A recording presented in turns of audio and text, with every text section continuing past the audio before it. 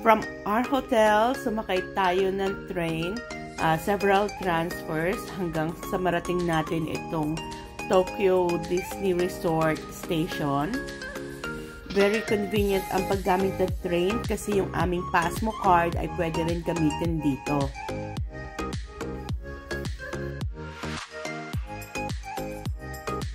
From here sa Disney Gateway Station, sasakay tayo ng monorail gamit ang ating Pasmo card.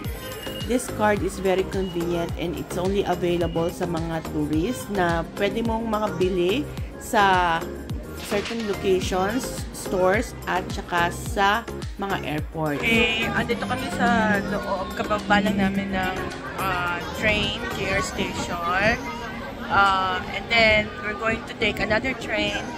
Ito yung Disney Resort line. So, this will take us probably doon sa gate mismo ng Disney Resort. Ayan, sasakay tayo dito sa train. Pasok tayo dito. Yung kanilang handle nila, it's Mickey Mouse. So, picture ng Disney. From the train, we can see the crowd na nakapila sa pag-open and pagpasok sa loob ng park.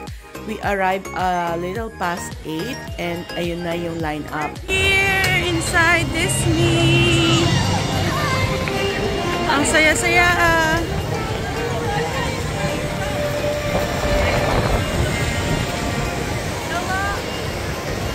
And for our first, pa-picture tayo dito.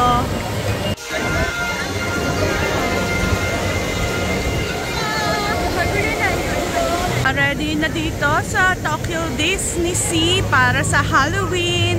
As you can see, marami na silang mga decorations para sa Halloween. And definitely, pagdating ng Halloween dito, full pack. Pati sa Universal kasi big deal sa mga theme parks ang Halloween. Kaya pasok tayo dito sa loob. I'm not sure kung ano ang aming magiging first attraction na sasakyan. Pero nakaka-excite talaga pag pumasok ka, pag nandito ka sa Disney. Kahit na hindi ka Disney fan, matutuwa ka naman talaga. Dito sa Japan, ang only theme park ng Disney Sea. The rest are Disneyland, Disney World, sa iba, meron sa Florida, meron sa Disneyland, maraming lugar na sila around the world. Pero ang Disney Sea, it's only here in Japan. So I'm very excited to be here kasi it's our first time to be here in Disney Sea. Okay. So, the door opens ng 9 a.m. but people started lining up probably as early as 6 in the morning. Dumating kami ng 8, grabe na yung pila. Pero nung mag-9, madali na naman kami nakapasok. Mabilis naman na. Wala kaming strategy ni Mike sa mga rides namin. We just go, siguro kung at saan yung madaanan namin or kung ano yung pinakamaiksing pila, we don't know. We'll see kung saan yung mas madali siguro sa amin kung ano yung mas malakaran namin ang madaanan namin. Kasi wala kaming biniling extra yung Premier Access. We did not purchase that kasi it's quite pricey.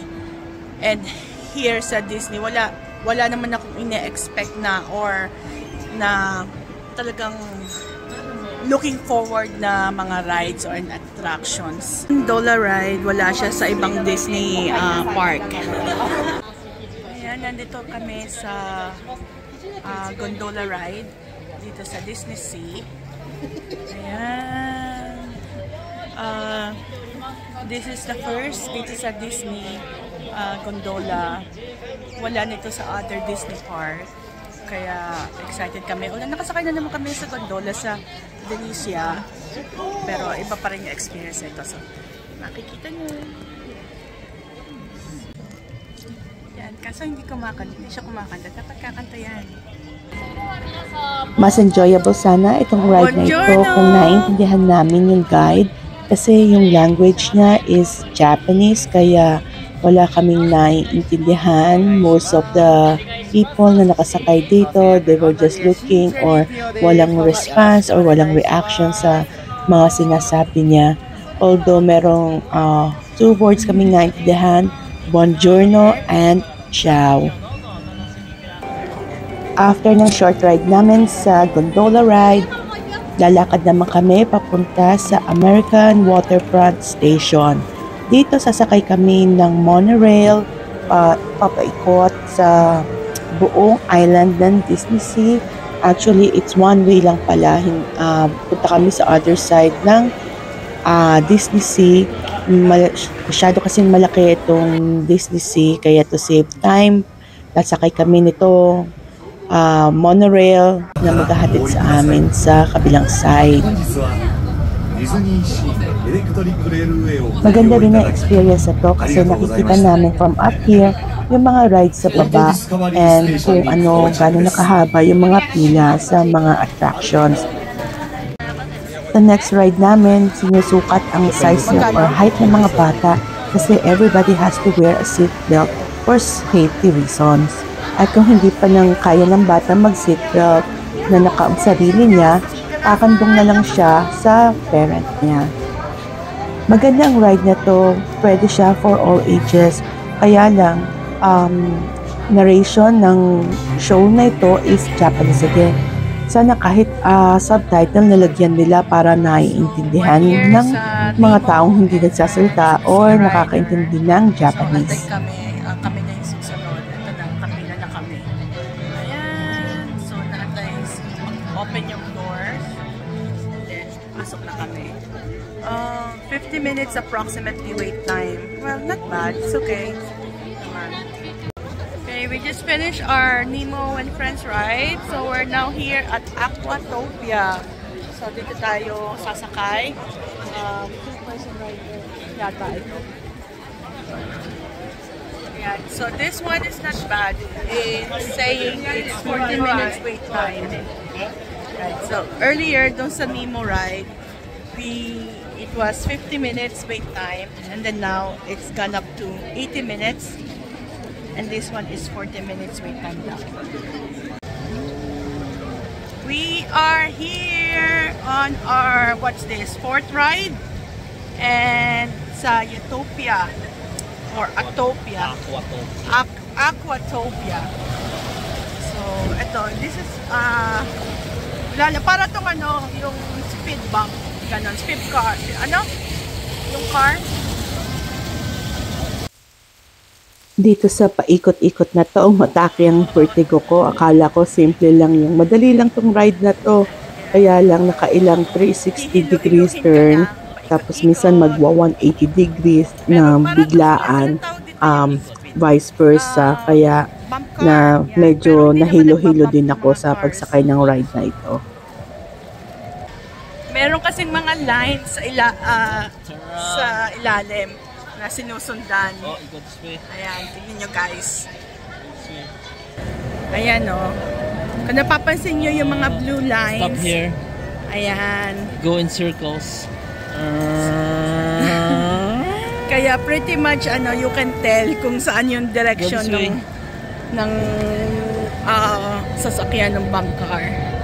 And reverse.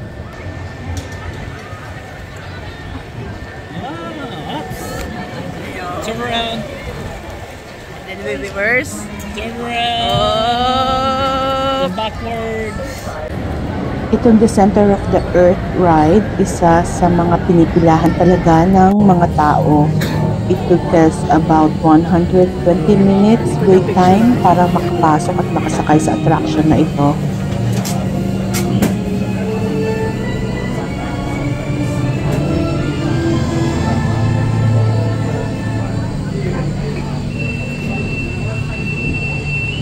we're here sa next ride namin sa Journey to the Center of the Earth.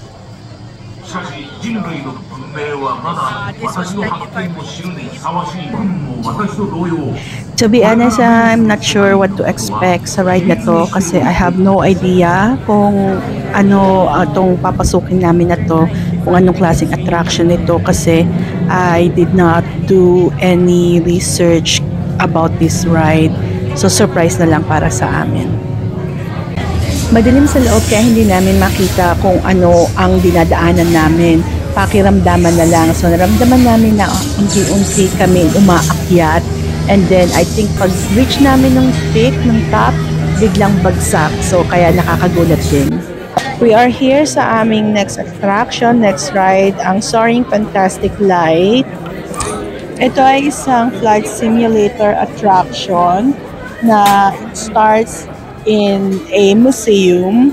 So, merong narrator na babae na part ng attraction. However, dahil sa language barrier, she speaks in Japanese language kaya wala akong naintindihan din sa kinukwento niya or sinasabi niya.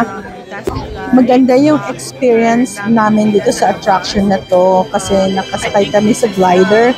And then, pinapakita sa screen yung mga magagandang lugar sa mundo na, kumbaga, para kang lumilipad doon na pinupuntahan mo yung magagandang lugar na makikita sa mundo.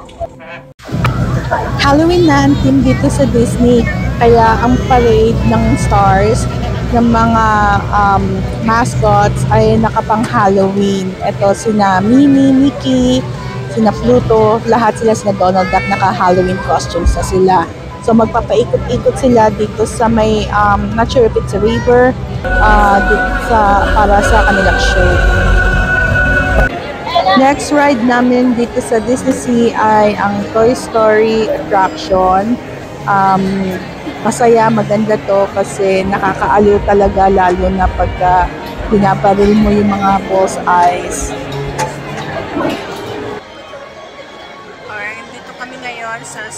Sa Toy Story Mania. This attraction, isa sa pinakamahabang pila dito sa loob ng Disney Sea. Sa kanina, 135 minutes ang estimated waiting time.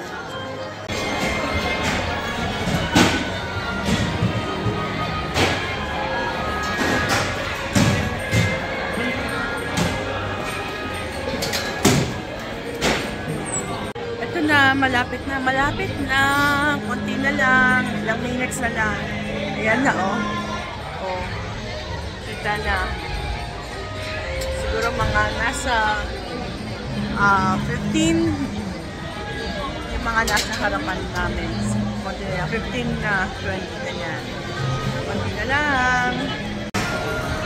Baitus lang yung sakay, yung sasakyan.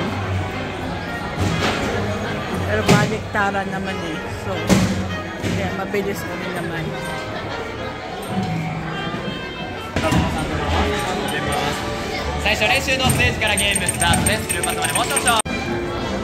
Madilim na nang matapos kami sa aming Toy Story ride.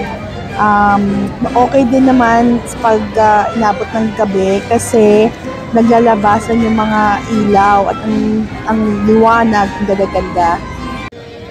Nandito kami ngayon, nakapila kami sa Tower of Terror na attraction. Dalawa na lang yung line up sa amin na hindi pa namin punta dito. At saka yung Indiana Jones. So, hopefully, bago mag-close, papuntahan namin pareho. Para masulit talaga yung pagpunta dito sa Disney Sea. Weather-wise, ano na siya, malamig na. Para siya, feels like December in the Philippines. Feels like Christmas season na talaga sa Philippines. Ganun yung feeling. So, parang sabi Baguio feels, hindi ko na masyadong matandaan kung anong feel ng Baguio feels. So, but anyways, malamig na mahangin. kailangan mo talaga mag-jacket sa gabi. Ayan. Haba pa yung pila. Pero I'm expecting na it's not as long as dun sa it's not as long as dun sa Toy Story Mania. Diba ang eerie na music sa background, nakakatakot talaga. Siya yung mga music sa mga horror movie, kakatakot. Ang story nitong Tower of Terror attraction, this is about a hotel, a haunted hotel na yung mga guests ay nawawala. Tapos ang highlight talaga ng hotel na ito, ng attraction na ito, ay yung pag-drop ng elevator. And so guys, this concludes our Disney Sea for today. So going back to the hotel na kami. We had fun. We saved the best ride for last. More stories to tell about that ride, the Tower of Terror, our experience, and how Mike was during the ride. So again, Disney is truly magical. It's a wonderful place to visit, not only for kids but for all ages. So again, until our next vlog, bye!